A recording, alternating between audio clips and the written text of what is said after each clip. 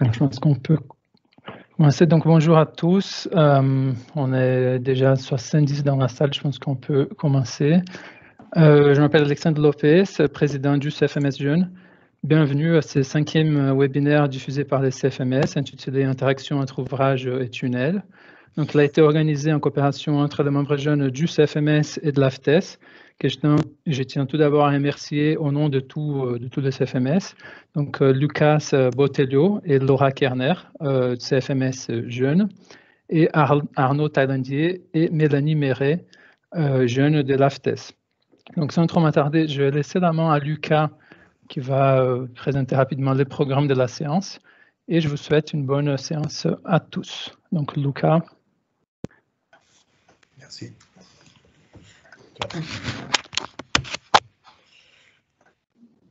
Bonjour à tous. Tout d'abord, un grand merci de la présence de tous dans ces premiers webinaires organisés par le CFMS Jeunes en 2021. Et c'était un événement qui était prévu pour l'année dernière et qui a dû s'adapter compte tenu du contexte sanitaire actuel. Pour vous expliquer un peu plus le déroulement du webinaire, les programmes, il est affiché à l'écran. Il s'agit des présentations de 20 à 25 minutes avec des questions et échanges à la fin, entre 5-10 minutes, à la fin de chaque intervention. Et pour les questions, veuillez utiliser les chats au fur et à mesure dans un premier moment et dans la suite, si le temps nous permet, un échange en direct pourra aussi être proposé. Donc, dans un premier moment, il y aura l'intervention de Christophe Jassionnès, expert travaux souterrains d'ESPI Batignolles, qui va nous présenter un sujet concernant l'entrée et sortie des tunneliers à confinement, en présentant les problématiques géotechniques et ses solutions techniques. En deuxième partie, il y aura une présentation proposée par Wassim Mohamed, doctorant à l'Université Gustave Eiffel, concernant l'expérimentation en vraie grandeur pour les effets des creusements des tunnels sur les puits. Et comme vous avez pu remarquer aussi dans les programmes et dans les derniers rappels du webinaire, la visite virtuelle du chantier ne pourra pas malheureusement être diffusée. Et compte tenu du délai disponible qu'on avait, nous avons le regret de vous annoncer qu'aujourd'hui, aucune autre activité sera proposée à la place. Veuillez nous excuser pour cet incident. Les équipes de CFMS Jeunes et AFTES ont travaillé en synergie pour la définition d'une activité alternative pour le webinaire de 9, la partie 2, et pour l'instant, on est sur les bons chemins. Des petites précisions pour les bons déroulements de webinaire. Veuillez, s'il vous plaît, vérifier si votre micro est coupé, ainsi que la caméra. Et pour rappel, la séance sera enregistrée et mise à disposition dans la chaîne YouTube de CFMS. Pour finir, et avant de laisser la parole à Christophe, je remercie également à toutes les personnes impliquées dans l'organisation du webinaire, les bureaux de CFMS, AFTES, les intervenants, les volontaires. Un grand merci à tous. Bon, donc je prends la main.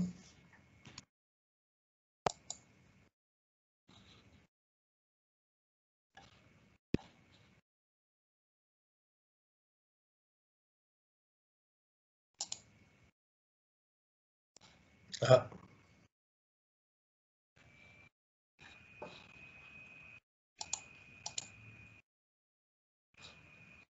On voit votre écran, c'est bon?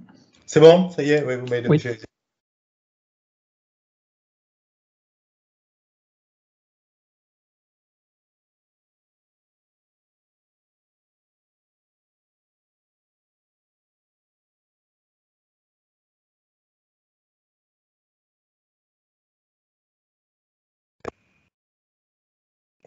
Vous m'entendez? C'est bon. C'est bon, je passe en mode présentation.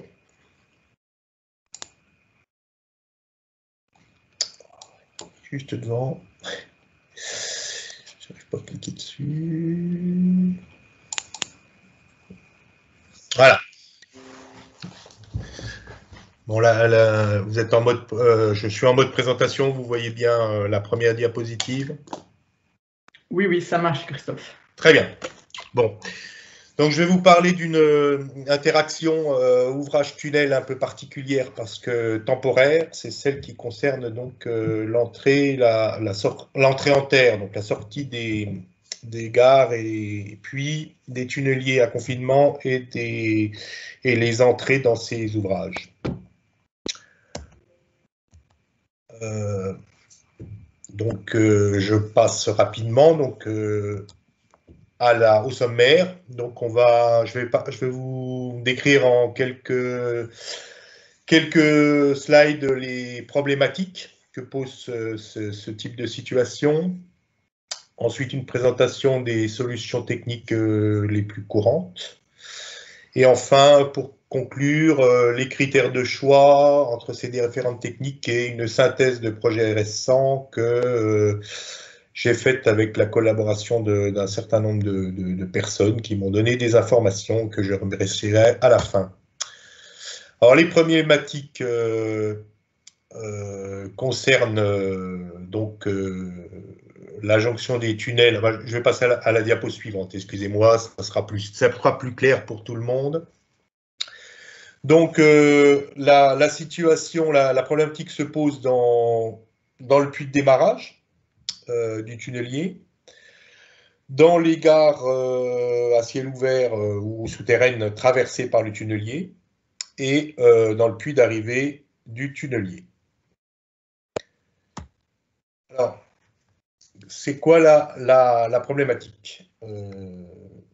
Si on regarde l'état final entre la jonction d'un tunnel avec des voussoirs et une boîte de gare ou d'ouvrage annexe, on s'aperçoit que entre le milieu sol où règne une pression d'eau et une contrainte effective et le milieu 2 où règne la pression atmosphérique, donc l'air libre, la jonction se fait au niveau, la jonction entre le tunnel et cette boîte se fait au niveau de ce que j'ai entouré par un cercle rouge, qui est en fait l'encastrement des voussoirs composés par le tunnelier dans les parois de la boîte.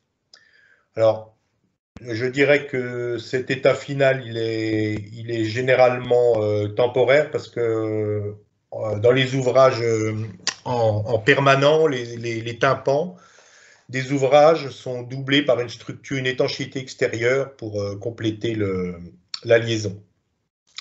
Donc ici, dans cette liaison, l'étanchéité, l'étanchéité entre les deux milieux, elle est assurée par donc les voussoirs et ce que j'ai représenté en gris clair, qui est le mortier de remplissage du vide annulaire, donc qui est injecté par le tunnelier.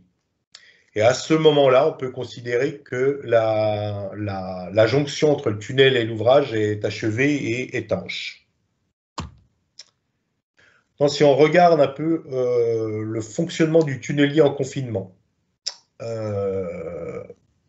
encore une fois, alors, le tunnelier, il est dans un milieu soumis également à une pression d'eau et une contrainte effective. Hein.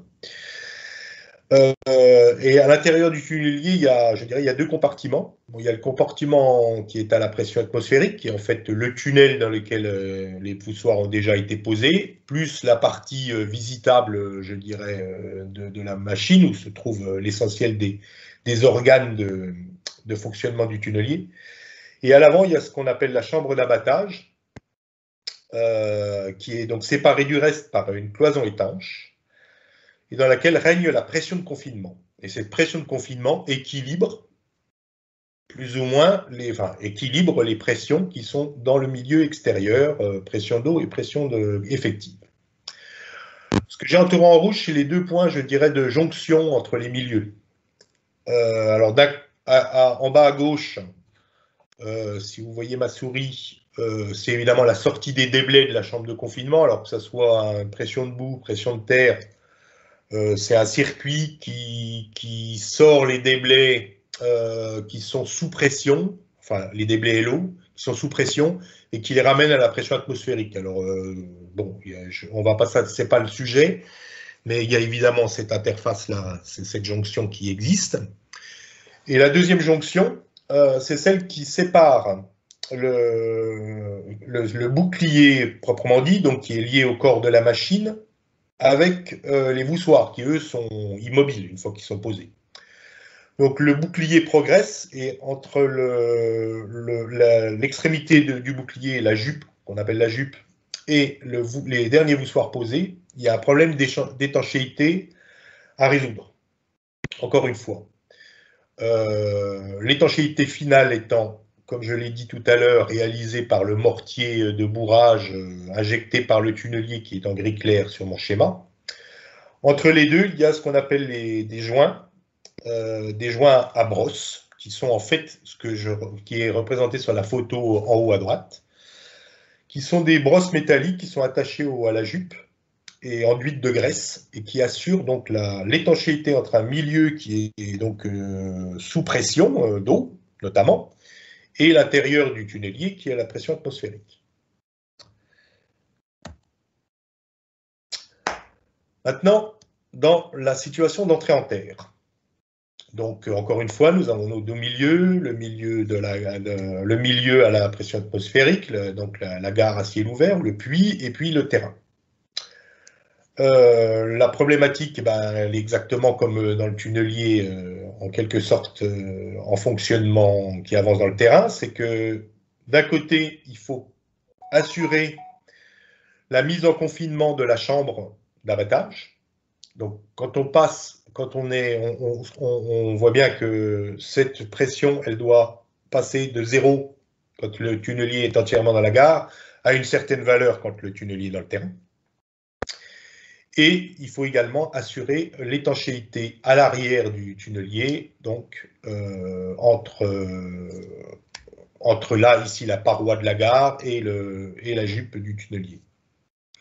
Puisque l'eau, le tunnelier, alors bon, vous avez dû le voir sur le schéma, mais le tunnelier, évidemment, logiquement, il escave toujours un diamètre un peu plus grand que celui des voussoirs, et légèrement plus grand que celui de l'arrière de la machine. Bon, c'est une question de bon sens pour que la machine puisse rentrer dans le trou. Donc, il y a ce problème d'étanchéité qui va se poser dans ce petit intervalle de surexcavation entre le trou creusé et l'arrière de la machine. Puis, ensuite, les voussoirs. Sortie de terre, bon, c'est exactement la même problématique. Il va falloir réduire la pression de confinement à une certaine valeur pour rentrer dans la boîte une valeur égale à 0. Et puis, il va falloir assurer l'étanchéité à l'arrière de la machine pour que, à ce moment-là, comme on le montre sur le slide suivant, qu'il n'y ait pas de pénétration d'eau dans la boîte. Je reviendrai sur ces aspects ensuite, tout de suite d'ailleurs. Donc les risques, si on met pas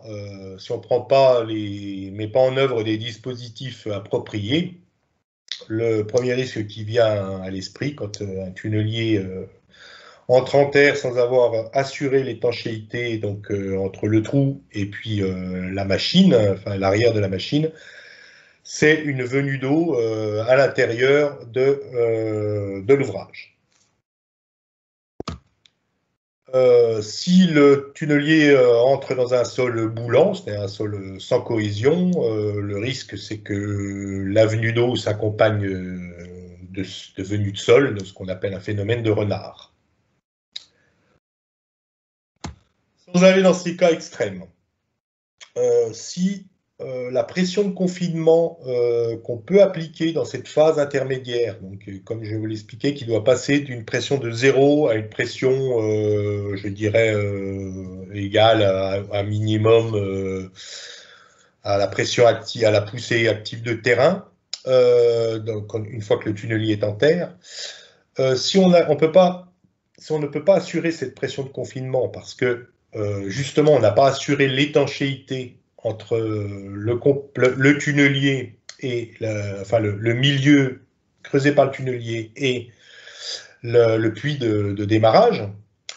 Si on n'arrive sur pas une pression de confinement suffisante, le terrain va se déformer, va venir dans la chambre d'abattage, donc c'est ce qu'on appelle la perte de volume, et va provoquer des tassements en surface si la surface est relativement proche, ce qui peut poser problème si il y a un environnement sensible. Alors maintenant, on va aborder donc les solutions techniques qu'on peut mettre en œuvre pour résoudre ce problème, ces problématiques. Donc, le principe, c'est de créer un SAS, par définition. Donc, c'est un volume qui permet de passer d'un milieu 2 à un milieu 1, ou d'un milieu 1 à un milieu 2. Donc, en adaptant à l'intérieur les pressions qui règnent. Alors, ce SAS, on peut le placer soit à l'intérieur de la boîte, soit dans le terrain, soit même, dans certains cas, un peu entre les deux. La première solution, donc pour aller du plus simple au plus compliqué, la première solution, si on est dans une situation où on n'a pas de pression d'eau, s'il n'y en a pas d'eau dans le milieu, mais uniquement une poussée de terrain, classiquement, comme dans beaucoup d'autres ouvrages géotechniques, une des solutions, ça consiste à renforcer le terrain mécaniquement. Donc, la technique la plus utilisée, c'est le boulonnage par des tiges en fibre de verre, et la technique de la voûte parapluie, donc des tubes métalliques qui sont au-dessus de la section, tout ça pour empêcher diminuer finalement la poussée de terrain et empêcher les tassements de se produire. Alors, il faut savoir quand même que cette technique est la plupart du temps quand même accompagnée de la mise en place d'un joint, dont je vais vous montrer sur la diapo suivante l'utilité. Ce joint est un joint gonflable, donc c'est une espèce de chambre qu'on va remplir de coulis de ciment à terme. Et qui va servir en fait à assurer l'étanchéité entre le diamètre de la jupe, donc l'extrémité du bouclier, et le diamètre extérieur des voussoirs, parce que dans cet espace, c'est là que le tunnelier va injecter le mortier de bourrage. Donc, comme je l'expliquais tout au début, c'est ce mortier de bourrage qui finalement va assurer l'étanchéité. Bon, alors là, dans notre cas, c'est simplement une étanchéité, je dirais, relativement dont le niveau n'est pas très élevé parce qu'il n'y a pas d'eau. Mais en tous les cas, pour assurer le calage mécanique des voussoirs, on va injecter le mortier de bourrage. Donc on a nécessairement besoin d'un dispositif qui permet cette injection. Donc, c'est ces joints gonflables qui vont se plaquer contre les voussoirs et qui vont permettre l'injection du mortier. Bon, en sortie de terrain, bon, on a à peu près les mêmes dispositifs qui sont envisageables. Deuxième type de solution, les solutions de traitement de terrain. Donc là, cette fois-ci, on va créer un SAS. Donc ce milieu intermédiaire, on va le créer en fait à l'intérieur du terrain. Pour le créer, ça veut dire créer un milieu dans lequel le tunnelier peut pénétrer avec une pression de confinement nulle et puis qui va augmenter progressivement. Donc les caractéristiques de ces traitements de terrain, alors, qui sont réalisés par des forages, comme je l'ai dessiné sur le schéma à gauche, hein. Donc traitement de terrain, ça veut dire injection d'imprégnation avec du ciment ou autre gel, et ou jet grouting quand le milieu ne se prête pas aux injections. Alors bon, après le sujet, c'est pas de traiter des différents traitements de terrain et de leur adéquation, mais bon, voilà, en gros, c'est les deux principales techniques. Donc, on crée cette espèce de boîte qui sera donc autour du diamètre excavé du tunnelier. Ce que j'ai encadré en rouge, alors c'est une boîte qui, elle, est soumise, donc qui est soumise finalement à l'extérieur, comme je l'indique sur le schéma, à la pression d'eau régnant dans le terrain et à une certaine poussée de terrain. Et j'ai entouré en rouge un point particulier qui est la jonction entre ce plot d'injection ou de traitement de terrain et les parois de l'ouvrage, c'est le lieu souvent de problèmes d'étanchéité. Bon, je vous le rappelle comme ça, c'est pour... donc j'attire votre attention sur le traitement complémentaire de cette zone qui peut être nécessaire. Donc, dans le cadre de ces solutions, ce qui est sur le schéma à gauche, donc on a ce sas en terrain traité, donc soumis à l'extérieur donc à la pression d'eau, une certaine poussée de terrain. À l'intérieur, notre tunnelier va pénétrer et progressivement, il va passer de la pression zéro à la pression de confinement qu'il va utiliser dans le terrain. Si bien que notre anneau de terrain traité, lui, va être soumis à un certain gradient hydraulique, puisque à un moment donné, il y a une pression nulle, enfin pression atmosphérique à l'intérieur et toute la charge d'eau à l'extérieur. Et puis ainsi, il y a des effets de voûte, alors à la fois dus à la pression hydraulique et également à la poussée de terrain. Donc ça, c'est les points qu'il faut vérifier. En entrée en terre, bon, nous avons à peu près, encore une fois, ce procédé, en sortie de terre, je veux dire, ce procédé est également utilisable hein, pour passer la pression de confinement dans le terrain à une pression nulle. Solution technique qui est assez voisine de celle-là, finalement, on va créer le sas avec une boîte en parois moulées, généralement réalisée en béton plastique. Donc on va créer, comme on l'indique le plan en haut à droite, une boîte à 3 côtés accolée à l'ouvrage principal. Alors cette boîte, elle ne sera pas entièrement escavée, mais par contre, elle aura des parois étanches. Et ces parois donc, vont permettre, moyennant le fait qu'on va pomper par exemple l'eau à l'intérieur de cette boîte, vont permettre au tunnelier de creuser à sec et de passer donc progressivement à une certaine pression de confinement, en réglant par exemple le niveau d'eau dans la chambre, enfin dans le sas. Cette boîte, elle est soumise à des pressions extérieures, hein, pression d'eau, pression de terre, c'est exactement comme l'anneau injecté. Hein. Il faut vérifier également les phénomènes de soulèvement sous le tunnel, puisqu'il y a une certaine pression. Alors, sous le tunnel, on peut avoir un bouchon injecté, donc là on revient à la technique de traitement de terrain, ou rien du tout si le terrain est relativement peu perméable et qu'on a une fiche hydraulique suffisante pour réduire les venues d'eau. Dans tous les cas, il faut vérifier le soulèvement comme dans une excavation à ciel ouvert, sauf que quand même, il y a le poids des terres qui règne au-dessus, donc c'est beaucoup moins critique.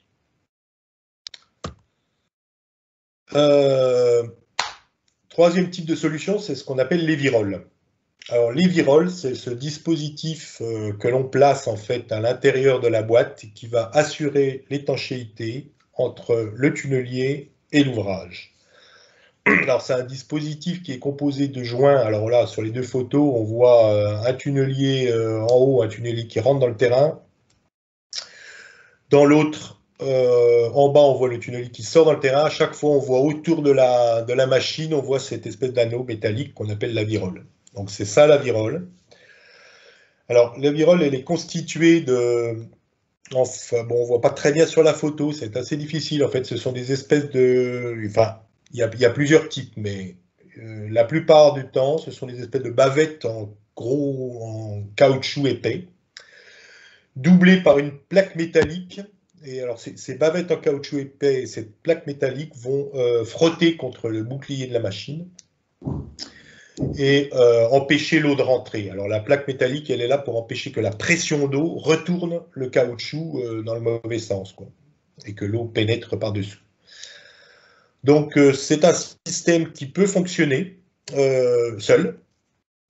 Le souci, je dirais, le risque, c'est que c'est un système qui est fixé aux parois de l'excavation Et donc sa position elle est fixe par rapport à un tunnelier qui, lui, par contre, peut dévier de sa trajectoire quand il entre dans le terrain. Donc le risque, c'est qu'à un moment donné, cet anneau, cette virole, enfin, l'étanchéité se décolle de la machine et que l'eau rentre dans l'ouvrage.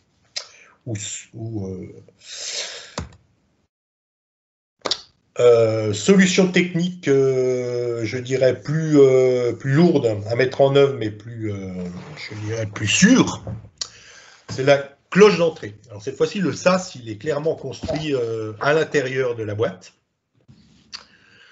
En fait, on va monter le tunnelier à l'intérieur qu'on appelle une cloche, comme on le voit sur la photo à droite. Et cette cloche, elle est composée d'éléments métalliques. C'est vraiment une boîte qu'on va construire autour du tunnelier afin d'assurer l'étanchéité totale pour le tunnelier qui va pouvoir travailler. Quand il va rentrer il va traverser la paroi, il va pouvoir tout de suite monter en pression, pression de confinement, puisque cette cloche, elle résiste à la pression. Il n'y a aucune sortie possible. Donc ça, c'est la solution donc cloche d'entrée en terre. Et il y a sa version sortie de terre. Donc là, le tunnelier rentre dans cette cloche qui est elle-même fermée à son extrémité, dans laquelle on a mis en fait un remblai, un terrain traité ou un béton maigre, enfin quelque chose qui permet au tunnelier de rentrer en pression tout en creusant, tout en creusant quoi. Et donc c'est le même système, l'étanchéité de la cloche elle est assurée contre la paroi par un système assez classique de joints injectés, etc. Et donc l'étanchéité finale va être assurée quand le tunnelier sera au bout de la cloche et qu'il aura posé le dernier voussoir qui est au contact de la paroi.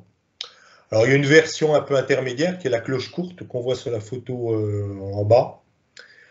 Donc qui fonctionne que sur donc qui permet au tunnelier d'entrer avec une certaine pression de confinement dans la chambre, dans le puits. Mais par contre, l'injection des anneaux de voussoirs qui vont l'injection du mortier de bourrage qui va assurer l'étanchéité finale, elle va être faite à travers cette cloche et à travers la paroi par des tuyaux qui ont été prévus à cet effet. Donc on va injecter le vide annulaire, ce qu'on appelle le vide annulaire, par l'extérieur pour assurer l'étanchéité. Après, on ouvre le couvercle, évidemment, pour sortir la machine. Une solution qui est apparentée, mais qui est un peu plus rustique, ça consiste à faire la cloche par un gros bloc de béton. Donc le tunnelier va rentrer dans la gare et va perforer ce bloc de béton. Il existe aussi la version bloc d'entrée en terre. Alors là, cette fois-ci, le tunnelier, donc on construit cette structure en laissant un vide au milieu. Le tunnelier pénètre à l'arrière et on referme le vide annulaire avec un système de virole. Enfin, c'est pas vraiment un virole, c'est un couvercle qui est adapté au vide annulaire.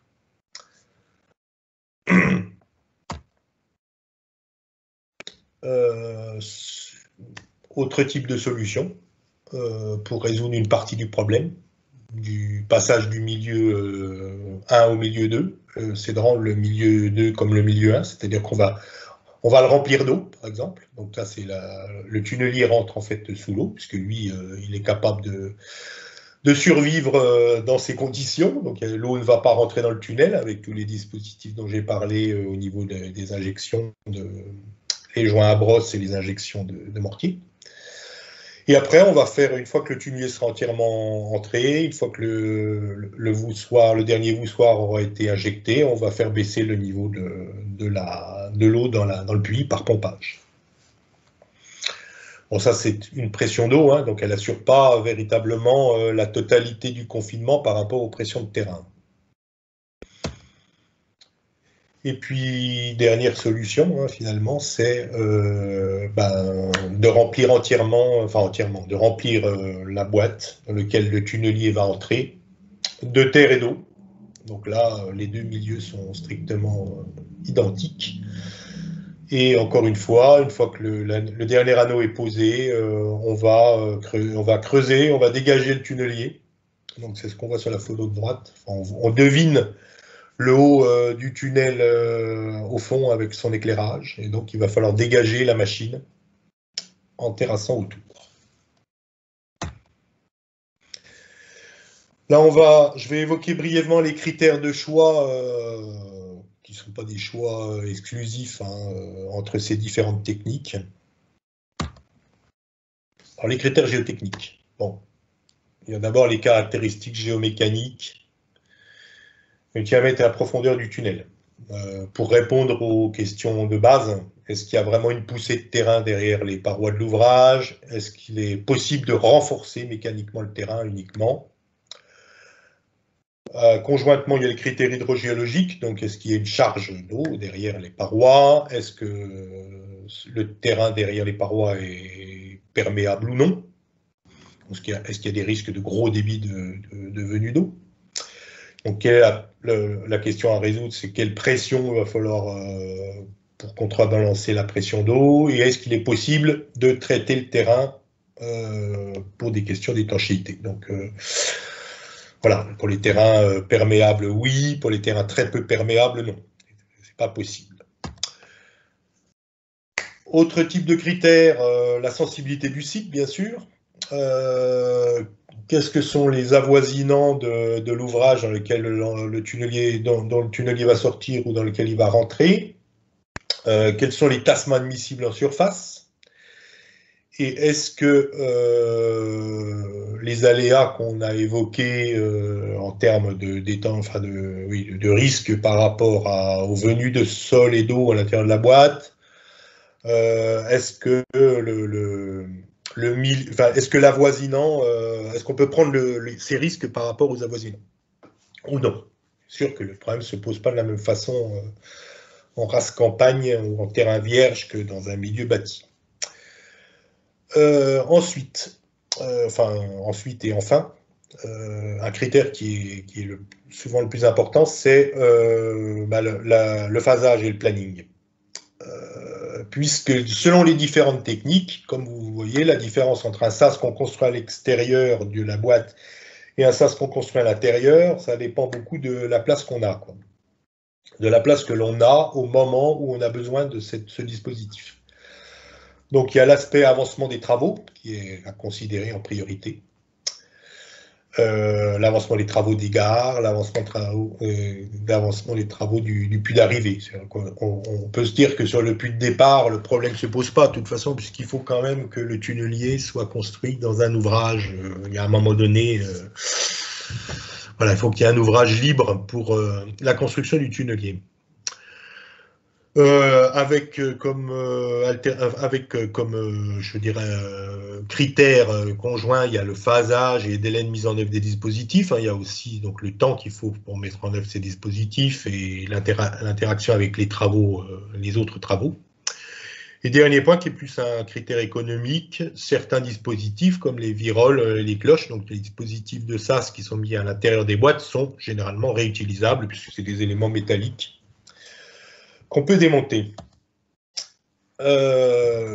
Et pour terminer, je viens à la synthèse qui a été faite sur des projets récents, donc par une enquête. Bon, là on voit, je montre une vue du tableau d'enquête, bon, illisible, mais c'est pour vous montrer à peu près le nombre de projets qui ont été regardés. Alors, ce qui ressort de cette enquête, c'est que grosso modo, sur des projets dont la plupart sont des projets du Grand Paris Express, le dispositif, je dirais, le plus couramment utilisé, mais qui est aussi, je dirais, le dispositif le plus ancien dans la technique, c'est la réalisation d'un bouchon de terrain, dont la longueur est supérieure, enfin, au moins égale à la longueur du tunnel du bouclier, plus un voussoir en général. et donc qui représente donc 37% des dispositifs utilisés dans notre enquête. Vient ensuite les dispositifs de cloche, qui représentent 30%. Et les autres dispositifs, je dirais, se partagent grosso modo les 30% qui restent, les 35% qui restent. Et il est évident que dans ces dispositifs, toutes les conditions géotechniques d'application sont évidemment pas tout le temps les mêmes. Donc, chaque dispositif peut être appliqué à un cas particulier. Maintenant, il me reste plus qu'à remercier tous ceux qui ont contribué à cette enquête et de vous remercier de votre attention.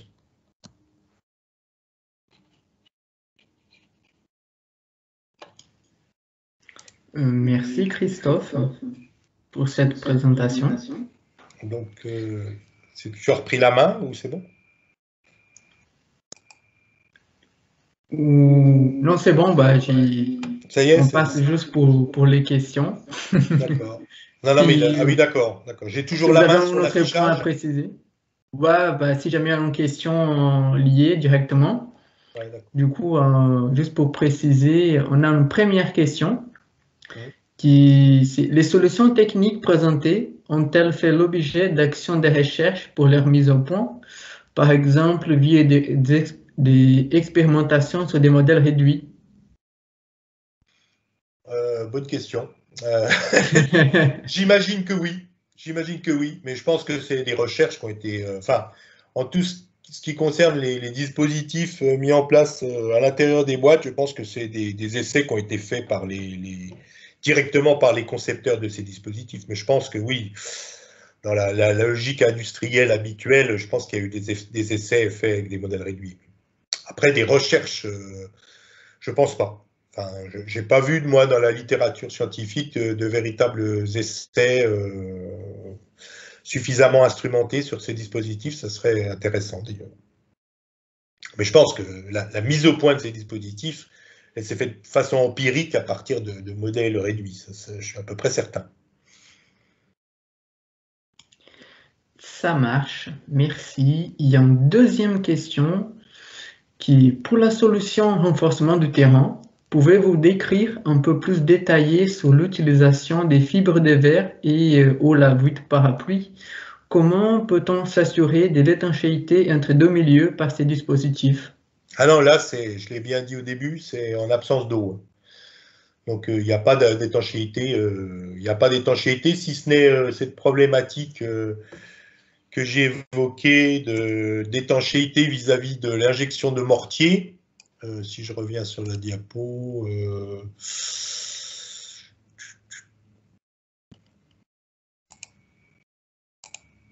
Voilà. Je pense que vous voyez la diapo, là. Oui, ça marche. Voilà. Non, effectivement, là, le milieu 1, là, il est pas dans l'eau. Ou alors, c'est un milieu où il y a une nappe, mais c'est un milieu très peu perméable, donc où les écoulements, enfin les venues d'eau sont très faibles et donc maîtrisables par un drainage, quoi. La voûte parapluie, comme les boulons, c'est l'utilisation classique de ces dispositifs au frontail des tunnels, quoi. Plus ni moins. Le seul inconvénient, c'est la destruction de ces éléments, alors les boulons en fibre de verre, qui doivent être détruits par le tunnelier, donc absorbés par le système de marinage. Donc là, il peut y avoir des difficultés pratiques pour absorber ces éléments qui sont des fibres donc qui peuvent gêner l'extraction, quoi. Merci. La question suivante, elle concerne les bouchons en congélation. La question, c'est si vous avez une expérience sur cette technique. Non, je n'ai pas d'expérience de bouche de départ de tunnelier dans un terrain congelé. Je sais que j'ai entendu parler d'un chantier dans lequel il y a eu effectivement de la congélation autour du tunnelier. Ça pose un grand nombre de problèmes. Je n'ai pas les détails. Ce qui est clair, c'est qu'il y a quand même un grand risque de... Enfin, il y a notamment un risque d'échauffement du terrain autour de la machine. Et puis, la machine elle-même, elle est très, très émettrice de calories, hein. Donc, assurer la congélation autour d'un tunnelier, ça me semble pas facile, mais peut-être que ça a été testé, mais je n'ai pas connaissance. Ok, merci. Compte tenu du temps, je propose une dernière question, qui c'est quelle est la répartition entre les différentes techniques entre entrée et sortie des terres? Ah, bon, là, ça sera un peu long de vous répondre, il faudrait que je regarde. Moi, je suis désolé, je n'ai pas fait cette étude statistique. Oui, je dois avoir la donnée, mais j'ai pas. Effectivement, c'est intéressant. La question est intéressante, mais je vous donnerai pas la réponse tout de suite. Ça me nécessiterait de plus près les données. Bon, bah, ça marche alors. Bon, On a moyen Chris, de communiquer ensuite avec, je sais pas, par l'intermédiaire de vous sur cette question. Bah, je suis tout à fait disponible à y répondre quand voilà, j'aurais pu regarder de plus près. bah, c'est parfait. Bon, bah, merci Christophe, encore une fois, pour cette présentation qui était vraiment intéressante. Et du coup, pour la suite, on donne la parole à Wassim, qui va nous présenter les sujets concernant l'expérimentation en bas grandeur, concernant les effets des creusements des tunnels sur les pieux.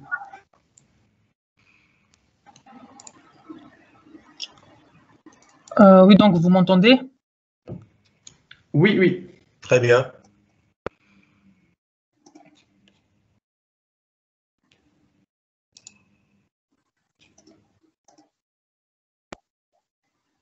Ah, c'est bon.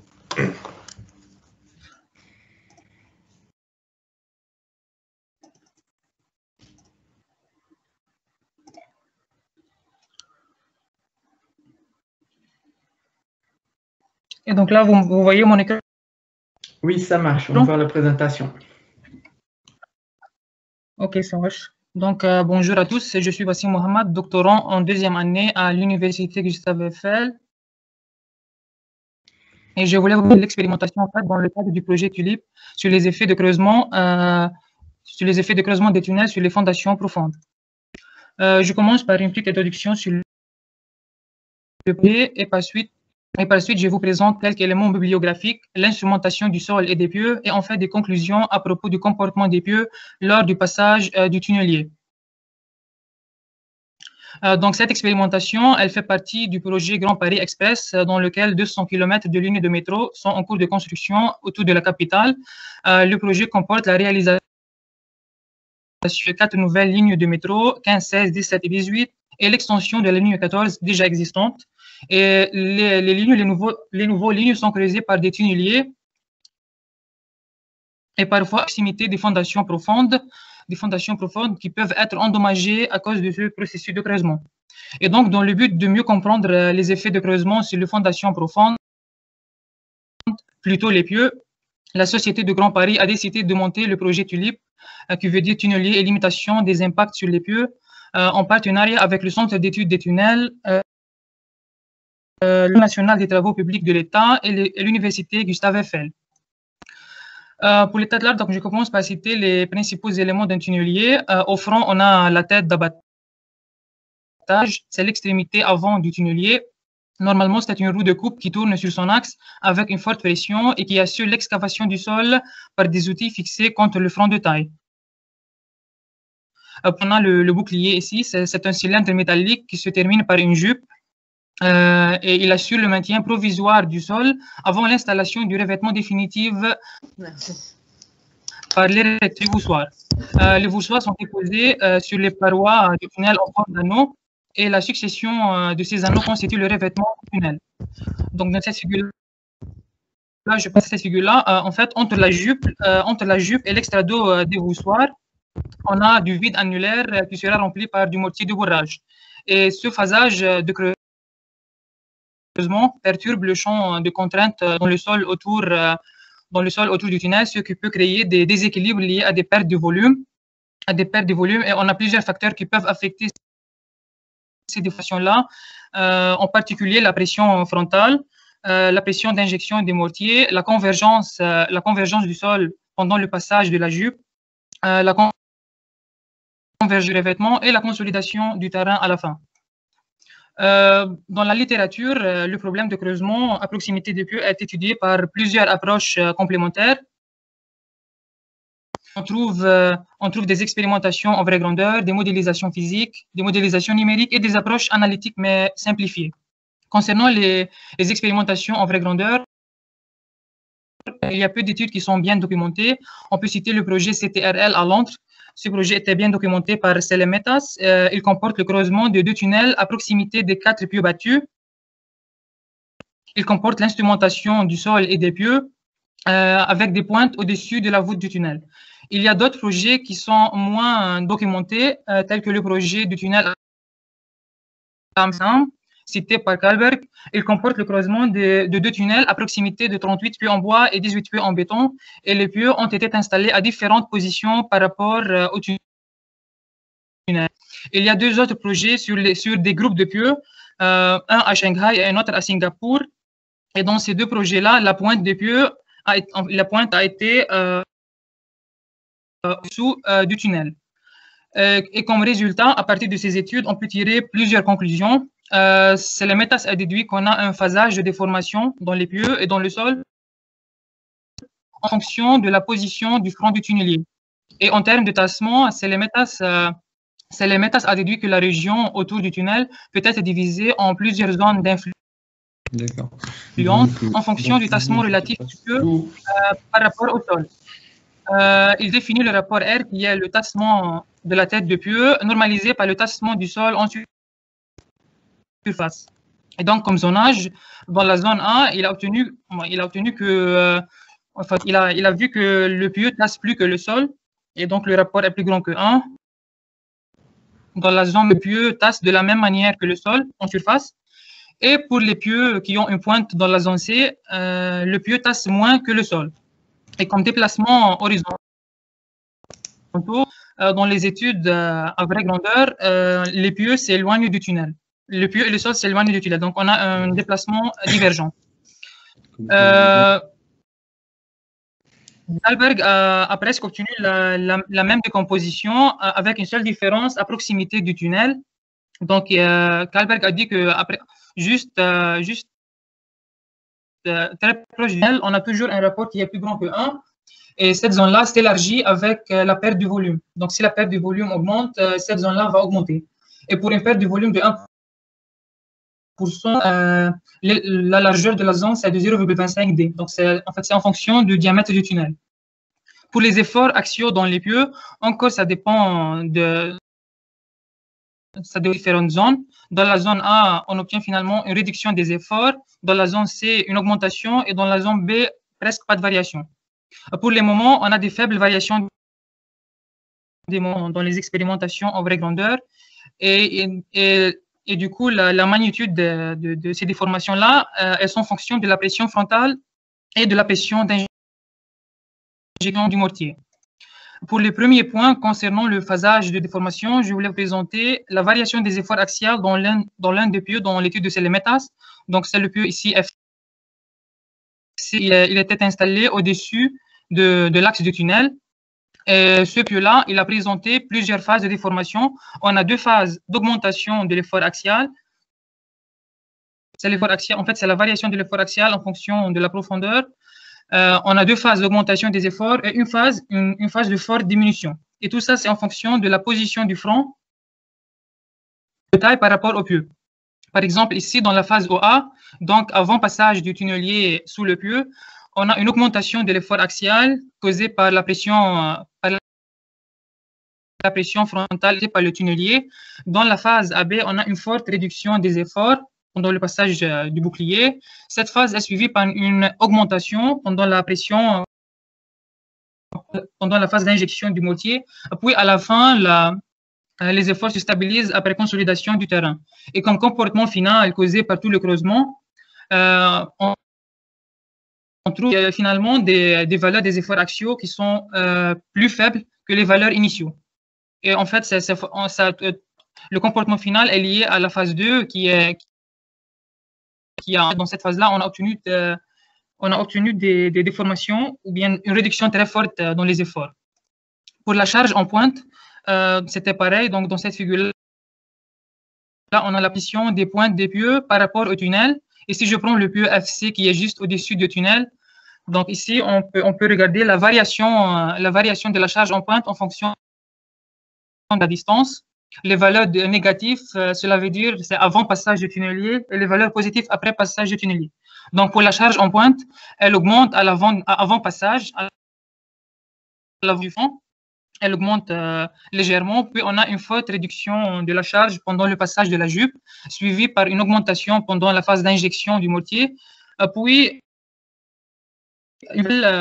une diminution progressive avec la consolidation du terrain. Si je prends les pieux qui sont les plus loin du tunnel, on a presque pas de variation des efforts pendant le creusement.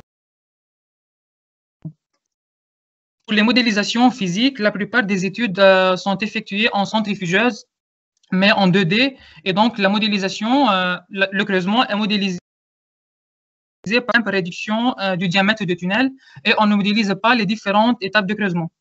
Pour cela, l'École nationale des travaux publics de l'État, le NTPE, créé un modèle réduit d'un tunnelier à front pressurisé qui était susceptible de modéliser le phasage de creusement d'une façon efficace. Ils n'ont pas modélisé les phases, mais en gros, c'était efficace. Et comme résultat, en fait, en termes de tassement, dans les études en 2D, on n'obtient pas la même décomposition du terrain. Par exemple, au-dessus du tunnel, on obtient un rapport qui est égal à 1, et donc le pieu tasse de la même manière que le sol, tandis qu'avec les expérimentations en vraie grandeur, le rapport était plus grand que 1. C'est l'avantage de modélisation 3D qui était faite par Bell. En fait, dans cette étude-là, les résultats obtenus sont plus comparables avec les expérimentations en vraie grandeur. On a obtenu des rapports qui sont un peu plus grands. Et ces valeurs plus grandes sont causées par le fait que dans cette étude-là, on n'a pas modélisé la pression ou la phase d'injection du mortier. C'est pour cela qu'on a plus de tassement et donc les rapports sont plus grands. Pour les efforts internes, ils sont plus grands que dans les études en vraie grandeur, et tout ça dépend de la position du pieu et la charge appliquée en tête et la perte de volume obtenue après passage. Concernant le projet Tulip, donc, il consiste à faire une expérimentation, une vraie grandeur. L'expérimentation comporte l'instrumentation du sol et l'instrumentation ou l'installation des pieux instrumentés à proximité du tunnel. On a 3 pieux, P1, P2 et P3. P1 est installé au-dessus de l'axe du tunnel, P2 à 7 mètres de l'axe et P3 à 10 mètres de l'axe. Le diamètre est de 10 mètres, le diamètre du tunnel. Et dans cette vue aérienne du plot d'essai, on peut voir les massifs de réaction utilisés pour charger les pieux, pour charger les 3 pieux. Pour l'instrumentation du sol, donc c'est un plan du plot d'essai. On a tous les éléments d'instrumentation. Donc pour le sol, on a utilisé des extensiomètres pour mesurer les déplacements verticaux en profondeur, des inclinomètres pour les déplacements horizontaux, des accéléromètres pour les vibrations, des piézomètres pour les pressions interstitielles et des typographiques pour suivre les déplacements du sol, mais en surface. Ces différents éléments, ces différents instruments de mesure, ils ont été installés suivant 3 sections de mesure. On a 2 sections transversales, SMR nord et SMR sud, et une section longitudinale au-dessus de l'axe. Et juste pour les pieux, là, entre les pieux, on a une distance de 10 mètres qui correspond au diamètre du tunnel, P1, P2 et P2, P3. Pour les cibles, en fait, on a 3 théodolites qui assurent les mesures des déplacements en surface, les mesures des déplacements des cibles topographiques. En profondeur, donc là, c'est la section SMR nord et ça, là, c'est la section SMR sud. On a installé les inclinomètres et les extensiomètres d'une façon à avoir des mesures dans les mêmes positions que le pieu.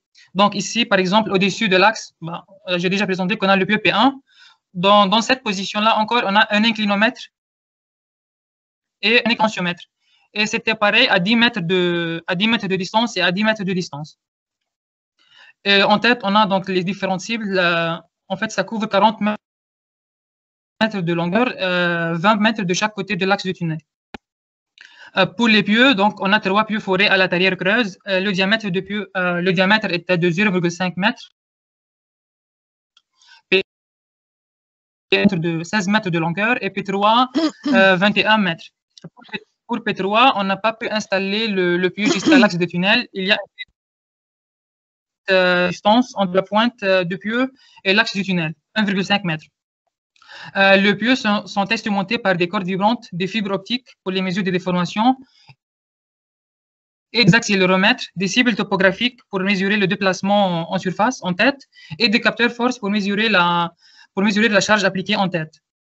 Chaque pieu, là, dans cette section typique des pieux, chaque pieu comporte 8 filons d'acier numérotés de 1 à 8. Les cordes vibrantes sont installées sur les filons impairs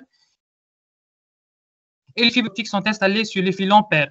Et le pieu est installé d'une façon à avoir les filons 6 et 2 dans la direction du creusement. Ça facilite le calcul des efforts internes. Donc, encore pour les cordes vibrantes, ils sont installés à 8 niveaux de profondeur. Entre deux niveaux, on a 2 mètres de distance pour P1, P2 et 3 mètres pour P3. Donc, dans chaque niveau, on a 4 cordes vibrantes installées sur les filons impairs. Pour les fibres optiques, ils sont installés en 2 boucles sur les filons pairs 6,2 et 8,4. Et donc, par exemple, là, c'est la cage du P1. On roule la fibre optique qui est en bleu là, on roule la fibre jusqu'à pointe, jusqu'à pointe de pieu suivant le filon 2, et puis elle revient jusqu'à la tête suivant le filon 6. Et donc finalement, on a une seule fibre sur les filons qui couvrent le filon 2 et 6. Et il y a une autre fibre qui couvre les filons 8 et 2, et c'était pareil pour les 3 pieux. Et donc voilà finalement la section avec la position des cages dans les pieux. Donc ici, c'est ce qui est en rouge, c'est les cordes vibrantes. Donc ils sont installés sur les filons impairs et il assure des mesures de déformation mais ponctuelles là, donc à ce niveau-là. Pour les fibres, on obtient des mesures continues de déformation, donc un profil continu de la déformation.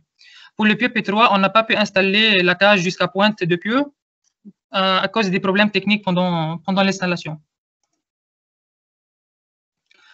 Pour les fibres optiques, encore, en fait, ils sont branchés en série avec le centre d'acquisition ou le centre de traitement des données. Et pour faire ça, ils sont branchés en série avec des câbles de liaison. Et donc, finalement, pour chaque mesure des fibres, on obtient une seule figure qui couvre les 3 pieux, une seule figure de déformation pour les 3 pieux. Par exemple, ici, donc c'est un exemple d'une mesure là. On a la déformation en fonction de la longueur de la fibre. Et donc, on a la déformation des 3 pieux P1, P2 et P3, ainsi que la déformation dans les câbles de liaison. Et pour chaque pieu, on a la courbe de 4 filons. Donc, 8, 4, 2, 6, et ça dépend du branchement. Pour les accéléromètres, on a mis des accéléromètres, mais juste dans le pieu P2, à 4 niveaux de profondeur, à 2 mètres, 6 mètres, 8 et 14 mètres. Et à chaque niveau, on a 4 accéléromètres qui sont installés sur les filons pairs, sur le filon pair comme les fibres optiques. Pour mesurer les déplacements en tête de pieu, les déplacements, c'est le tassement et les déplacements horizontaux, les deux déplacements horizontaux. Donc, c'est mesure déplacement tridimensionnel. On a installé des cibles topographiques sur la tête de chaque pieu. Ici, c'est le pieu P3, donc on a 3 cibles, mais pour 1 et 2, on a 4 cibles qui sont, et donc ils sont mesurés par 3 théodolites. Et il faut juste remarquer que juste pour P1, P2, on a deux stations, et donc on peut avoir une différence de précision entre les différentes stations. Pour le chargement des pieux, on a utilisé 3 vérins hydrauliques prenant appui sous les massifs de réaction. Et chaque vérin a une capacité de 250 tonnes. On a utilisé 2 pompes pour assurer le chargement. Donc, on a une pompe pour P1, P2 et une autre pour P3. Et finalement, on a 5 capteurs force en tête de chaque pieu et la moyenne de ces 5 forces mesurées correspond à la charge appliquée en tête des pieux. Et finalement, on a chargé les pieux jusqu'à 210 tonnes. fin février et le tunnelier a passé sous les pieux en juillet 2020.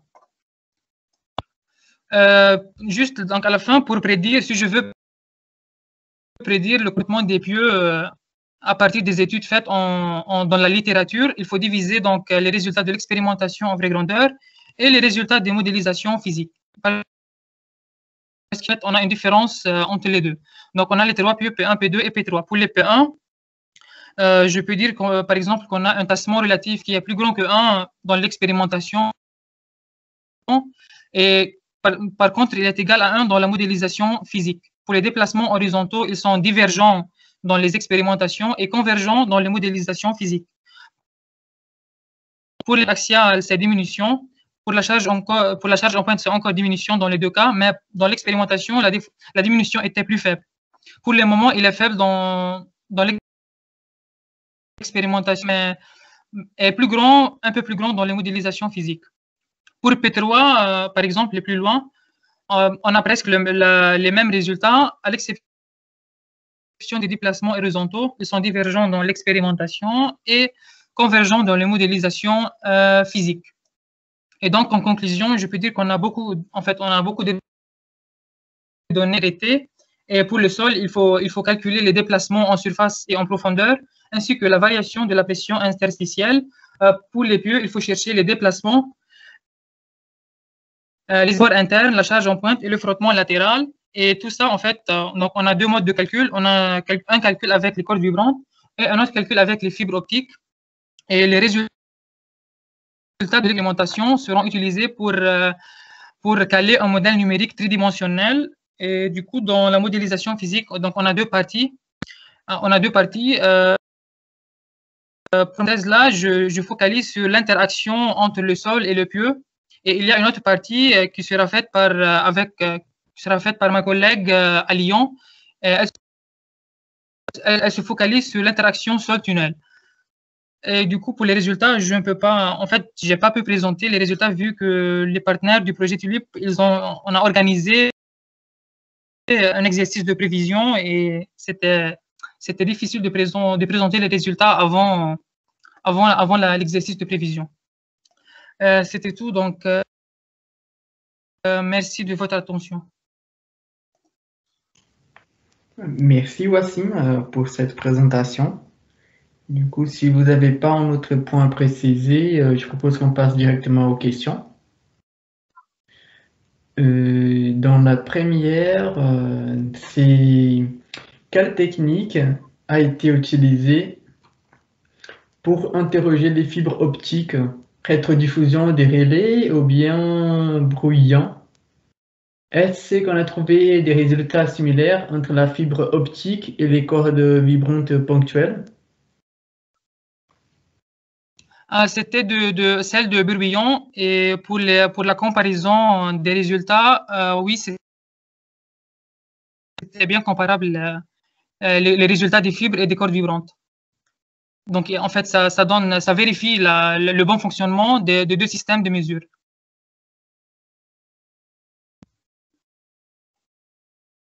Merci.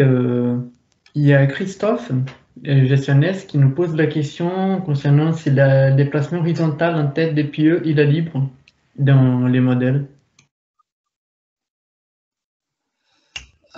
Du coup, en fait, ça dépend quelque part du massif de réaction, mais le pieu apparaît horizontalement en tête.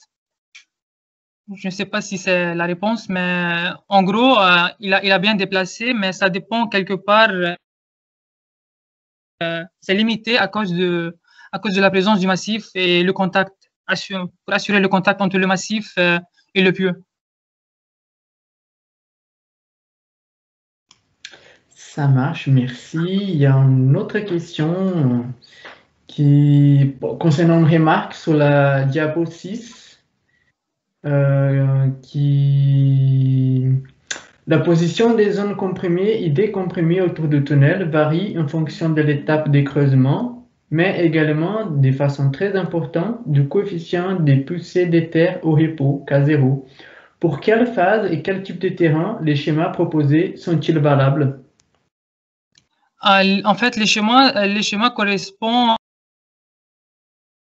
correspond à la réponse finale, donc après creusement. Donc, c'est finalement après passage du tunnel. Et pour les zones, en fait, c'était plutôt dans l'étude de Selemeta, c'était des argiles, l'argile de Londres. Et donc, Kalberg, je pense que c'était pareil, c'était encore de l'argile.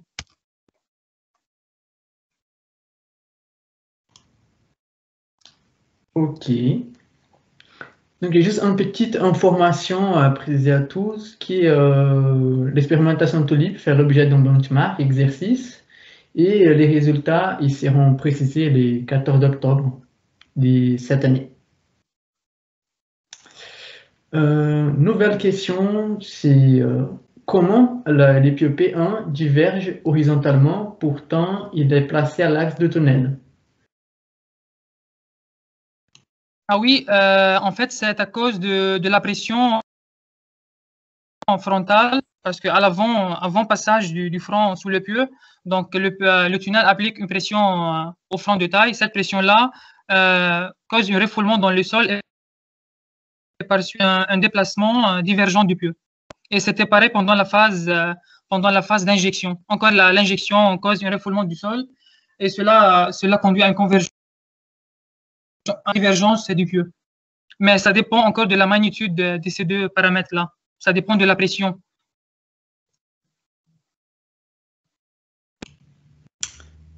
Et une dernière question pour l'instant, c'est toujours par rapport aux fibres optiques.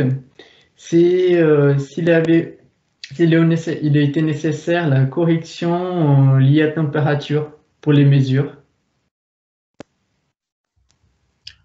Oui, surtout en tête des pieux là, en fait, initialement, on a obtenu les mêmes résultats dans les fibres et dans les cordes, mais avec le temps et en fonction de la température, là, les premiers 4 mètres dans les pieux, on obtient dans les fibres les premiers 4 mètres de chaque pieu, et c'est fonction de la température. Donc, il faut faire une correction en fonction de la température. Merci, Wassim. Il y a une question qui revient à celle du déplacement pour les pieux P1. Le déplacement des P1 est-il longitudinal ou transversal? En fait, c'est longitudinal, vu qu'il est dans l'axe du tunnel. Mais pour les autres, P2 et P3, c'était transversal divergent. Pour P1, c'était longitudinal divergent.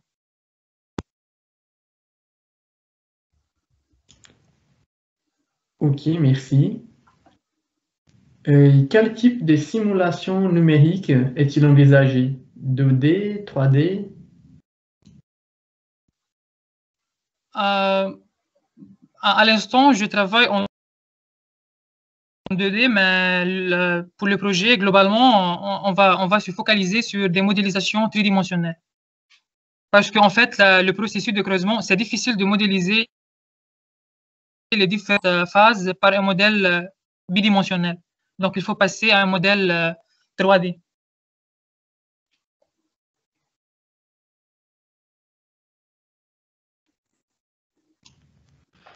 Merci, Wassim, pour ces éléments. Est-ce qu'il y en a Merci. encore d'autres questions? Si quelqu'un a encore un autre questionnement, n'hésitez pas à utiliser les chats. Ou si vous voulez, vous pouvez on pourrait aussi ouvrir et vous pouvez poser les questions directement en utilisant votre micro.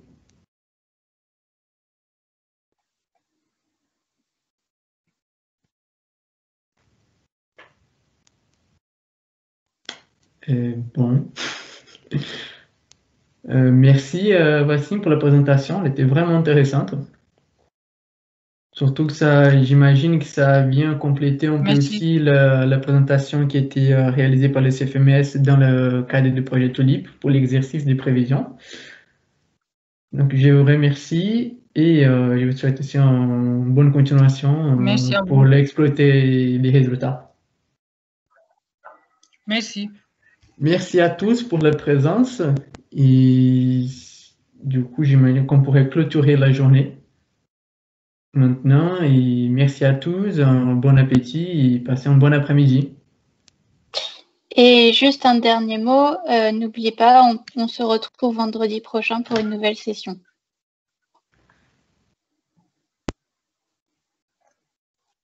Donc, à vendredi prochain pour ceux qui peuvent, et merci beaucoup pour votre présence aujourd'hui.